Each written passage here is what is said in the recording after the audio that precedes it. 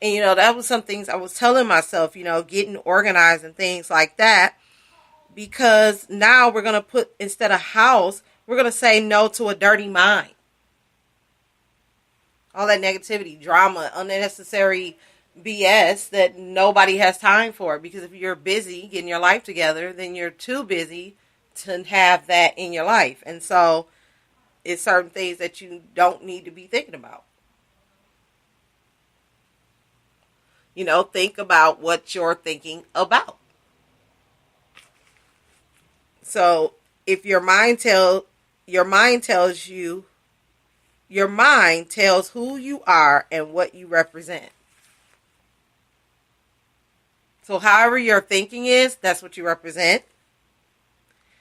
And if you don't care, your body won't either.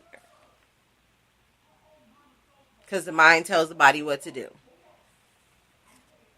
Your mind is your mind. So saying no to a cluttered mind is not looking, hearing, and talking about, things that are not beneficial to your overall well-being, your overall health, things like that. Saying no to negative thoughts. You can't help what comes in your head, but you can help how to control what's going in your head. You don't have to nourish it. You don't have to nurture it. Some things require one ear and out the other.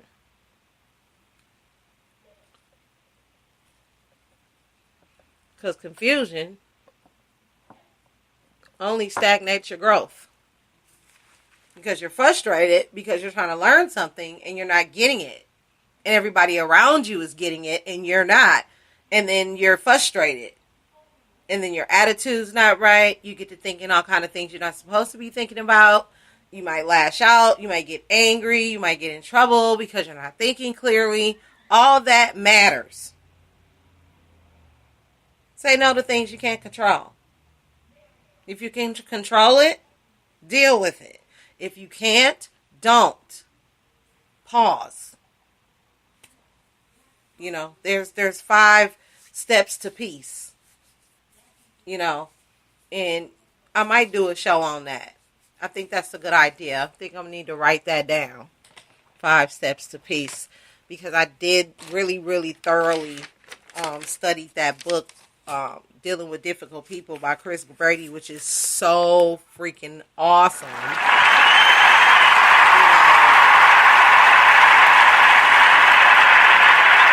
It's not really talked about or promoted, but it helped a lady like me that works with all men to understand people.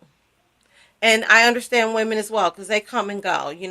Lawn care, landscaping, stuff like that. You don't hear a lot of women doing that except planting flowers. So on my end, maybe others have, but I haven't. So that was new to me. The whole ordeal was new to me. So, hey, it is what it is.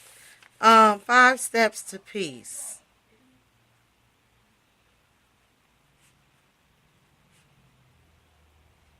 And I did a pre-recorded show as well, y'all. I've been very busy, so I haven't been able to upload it. It'll only take like a few seconds. Dealing with difficult people. It's like when you're trying to get yourself together, it just seems like everybody want to be difficult. Nobody wants to do anything. Nobody wants to help out, support, just straight attitude. Like that book really helped me deal with people's attitude, how you looked at things. It really kept you from, getting all in your feelings and your chest and worrying yourself to death. That's what really helped me out about that. And that's one of the things that you can't control. You can't control what goes into your mind. If you're not thinking about trouble, it won't find you. And sometimes it find you when you ain't looking for it. But it's how you handle it. And that has a lot to do with your attitude, too. So that's just the next thought. Say yes to positive things. What's positive? What are you reading that's positive? What are you listening to that's positive? What are you um, looking at? Watching. Association. What is your environment? I did 7 things to clean up your environment, I think, or something like that on my Facebook Live. If you haven't checked that out, check that out on the Dadisky Diane page. What is a cluttered mind? We just went over that. Negativity is provoked by negativity. We all know that. Is being in control wrong? Only when you want to be in control of everything, because if you could control everything, you would. And certain things, there's a reason why you don't need to control everything. So in certain instances, it's wrong. Certain instances, it's okay to do because it's for your well-being. So what motivates you? What motivates you? Think about what gets you up in the morning. What's driving you? What's pushing you to do the best for your family? Whether it's working a job or owning your own business or being a stay-at-home mom, or you got a small company. You're really not that awesome, to certain people, but you're awesome to you. What gets you out of bed in the morning? What excites you? Things like that. Then it won't be any laziness because you'll be hopping up trying to get that done, hopefully. Um, my thing was security. No matter what happens, I'm okay. You know, um, Being rich was one of them. Growing up, always dreamed of being a princess. So, that's pretty much how I was raised. I was raised to be classy and clean, and, everything was taken care of. I didn't have to have a care in the world. But obviously, that wasn't how I started off. Started off poor, didn't really have much, and things weren't the way I wanted it, but that's how it was. And so I survived it, and I'm still here. So obviously, I've had the security all my life. It was just how I was thinking about it because I wanted more. And that's okay too. But you have to put that in perspective. Um, Making the Lord proud, like, when I leave here, I want to leave a legacy, and then when I go, to the pearly gates, I can hear good, well done, good and faithful servant, come into the joy of the Lord. That's what I want to hear. It's not about being famous. It's not about really, getting attention. It's about getting the word out that was placed in you to do. So these different things and how to think better and how to do better in life was the promise anyway, that we can, be abundant in life and be happy and joyful. And, I don't mean to be preaching or nothing, but it's crazy how, you're just talking about common things, but it all goes back to spirituality. You know, the Most High tells us that He wants us to be in good health and He wants us to be prosperous and successful. So that's more talked about than anything else besides love. And that's what we do at the Boss Lady Show. We talk about life, love, and leadership. Okay, you better ask somebody.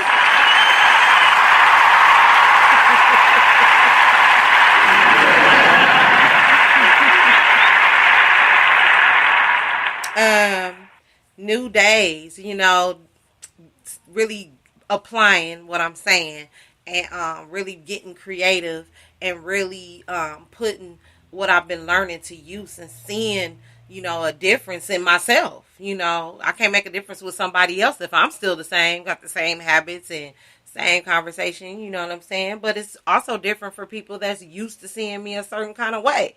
So it's hard for them to gravitate to that, so that's okay too. Everybody's not going to adjust to change right away. Um, the journey is more fun than the destination, because you already know you have a destination, but the journey you don't know about. That's the middle part that nobody talks about. The struggle, the come up, like we say from our hood, the come up, the straight line, the mountain, all that, it's about, you don't know what to expect, but it's exciting to find out good positive things. We already went over that. Leading, we already talked about that. Being a stay-at-home mom is the goal. Changing mindset, we already went over that. So, stay tuned tomorrow night. I'll be talking about 10 signs you're still growing. 10 signs you're still growing. So, that's all I wanted to say about that laziness. Get that dirt and clutter out your mind. Me, when I need to clear my head, couple days ago, I took a walk, put my headphones in, listening to my training, marketing training, audios and stuff, and, read a chapter when I got up in the morning, ate some breakfast, and took that walk. You know how good I felt when I took that walk. I felt really, really good. So, clear your mind. Think, you get your mind get to flowing. Man, you don't know ideas, and always take a pocket-sized notepad with you. So, like, if you have like ideas, like me, I'm a songwriter. So, if I got some words to put down, I'm right there with a pen, writing it down. Like, oh, I could do this for the next show. Oh, this could be my next song. Different things like that. So, that's pretty much it. So, on that note, quote for the day.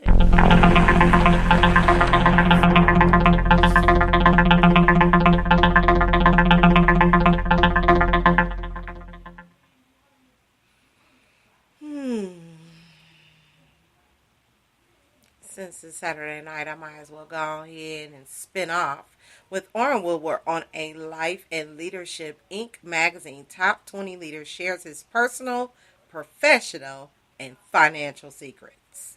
And it's a lot of resources. So if you're still listening to this show right now, get you a pen and paper and get ready to learn some entrepreneur leaps that he's willing to give out for free right now.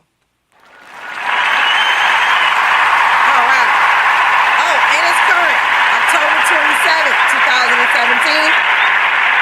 And it says, entrepreneurs, those feisty rascals who refuse to settle in life, are an endangered species today. For one thing, increasing regulations and associated costs make traditional business paths, doctors, lawyers, and accountants, to name just a few, high risk without as many rewards as in the past. For another, our educational system frowns upon free enterprise, evidently preferring social equality over social opportunity. Nonetheless, the realization that nothing will change until they do causes people to make the entrepreneurial leap, a leap they hope will lead to their dreams. This may sound risky, and achieving anything takes time and effort, but I genuinely believe the real risk is not in pursuing one's dream because one dies that very moment, even though not being buried until years later. I reached the point where I was ready to do anything, legally, morally, and ethically, to achieve my dreams. Indeed, I remember attending a large seminar where the speaker proclaimed, "Leap and the net will appear." Naturally, I was pretty excited when I originally heard this because I yearned to be an entrepreneur. But after a little reflection, I considered it foolhardy to jump without ensuring a net was in place, or even worse, teaching others to do so. Thankfully, however, there is a path that provides a financial security net while teaching people how to make the entrepreneurial leap. Life encapsulates both aspects of this plan. The product is the financial net, and our business is the entrepreneurial leap. This is why my good friend Cody Hoffing, a 34-year-old serial entrepreneur, and I recorded a webinar designed to teach entrepreneurs how to build financial nets to ensure long-term results. Cody has utilized the principles taught in our financial fitness program to wipe out all of his family's personal debts, owning his house free and clear, and now is teaching others the financial fitness program principles within his entrepreneurial community. The video below is the free webinar, and it's called Freedom Financial Literacy X Entrepreneurship on YouTube.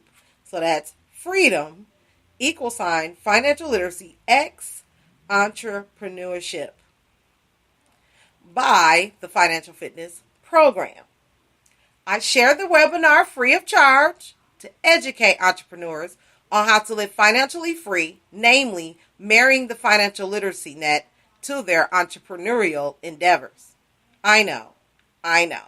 There are many self-proclaimed achievement gurus who evidently believe debt is not an issue, so as long as you can make computious amounts of money. Nonetheless, I believe they're simply misled